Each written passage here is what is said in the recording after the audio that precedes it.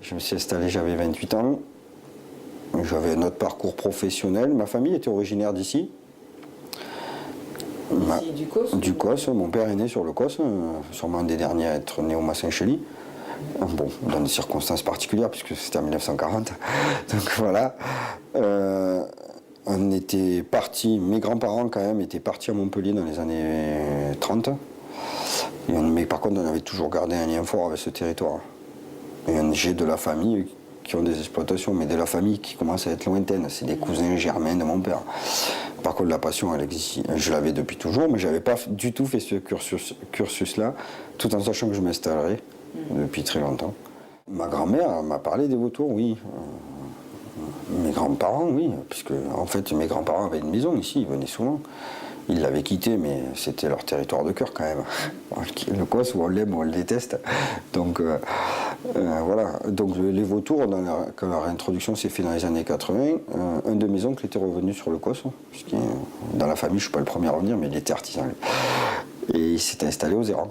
Les Érins, un des endroits où les vautours sont revenus très tôt. Donc les vautours, j'en ai toujours entendu parler. Voilà. Pas spécialement en mal. Voilà, donc sans a priori quelconque, voilà, ni en bien ni en mal. Sur la démarche des grandes, enfin, quand ma grand-mère m'en parlait, elle disait que bon, elle ne comprenait pas, voilà, c'était clair, c'était parti, donc pourquoi on le remettait. Mais bon, ça s'arrêtait là, ça ne faisait pas l'objet de grandes discussions, à la différence d'autres choses. Voilà. Comme par exemple? Le loup, ma grand-mère, elle nous a toujours parlé du loup, c'est clair. Oui, oui, même qu'il n'était pas encore revenu. Voilà, son père en avait tué un sur la bergerie à Nivoliès. Voilà, le loup a toujours été présent, beaucoup plus que le vautour, c'était un détail annexe, quoi. Moi, le vautour, j'arrivais à Abrigas, il y était déjà. Je l'avais tout le temps vu. Puis quand je venais ici, pendant mes vacances, ou pour filer un coup de main à des cousins un peu éloignés, le vautour m'a jamais gêné. C'est pas une bête que j'appréhende. Maintenant, le vautour, c'est clair qu'en arrivant en 99, il y en avait quelques-uns avec un comportement X.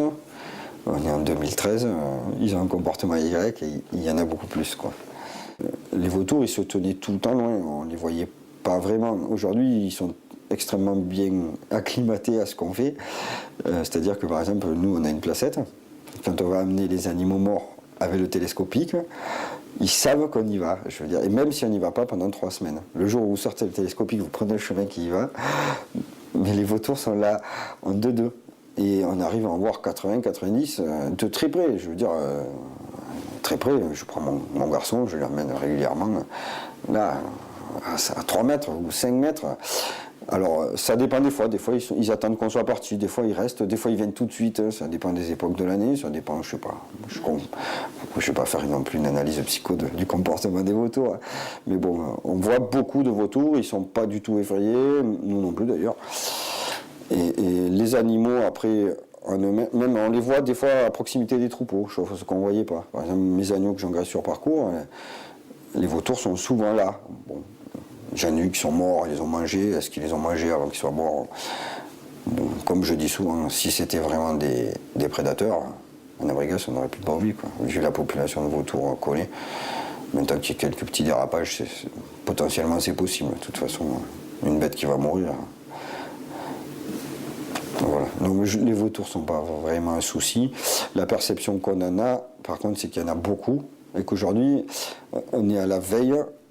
Ça, je veux bien l'admettre, je veux bien le dire, on est à la veille d'un potentiel dérapage, d'une mutation de comportement, parce que c'est vrai que de temps en temps, quand on voyait 90 vautours à proximité d'un troupeau, ça fait poser question, quoi. Surtout s'il y en a une qui se fait boulotter dans la foulée, quoi. J'avais dans l'idée qu'il fallait absolument embrayer sur ce phénomène et changer de mode de regard sur cette espèce. Finalement, nous on est les premiers dépositaires du territoire, donc j'aurais voulu qu'on attaque ce problème avant que se pointe celui du loup. J'étais persuadé qu'on aurait le loup. Et je l'avais dit en réunion, j'avais beaucoup poussé pour ça. Et la réponse ayant été, tes problèmes n'intéressent finalement que toi. Les vautours, bon, ils font pas chier, donc démerde-toi. Puis le loup, de toute façon, on s'en fout, on verra quand il sera là.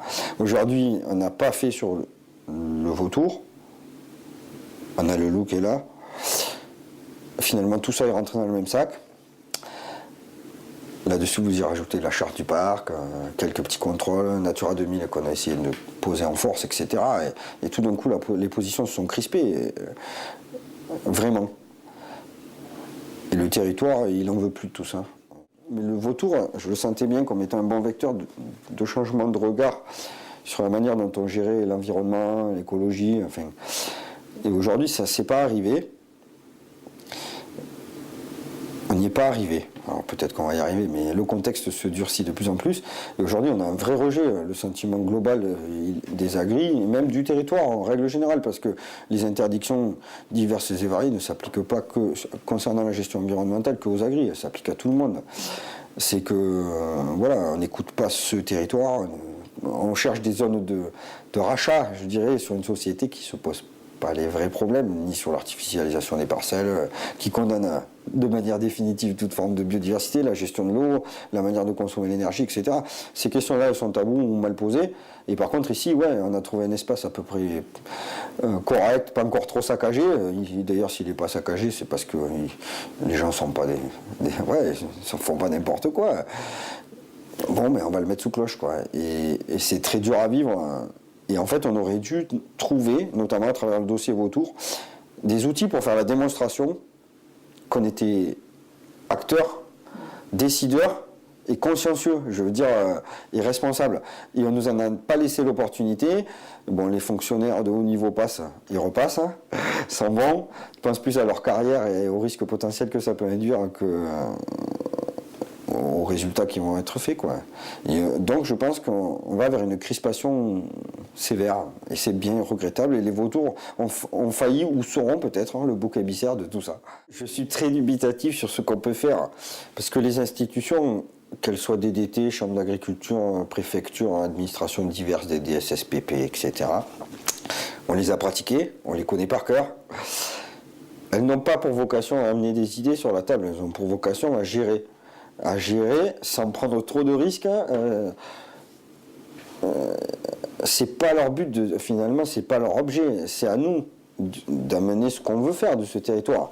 Le problème, c'est qu'on n'est pas considéré, je le dis clairement, si vous sortez de la ligne, si vous avez une volonté d'action, d'abord de manière sympathique, puis après de manière un petit peu plus musclée, parce qu'on en discutait tout à l'heure, tout le monde a ses limites, et à un moment donné, quand on a dit c'est non, et c'est pas négociable parce qu'on est arrivé, et ça fait un moment qu'on tire sur la ficelle, et bien ça marche pas.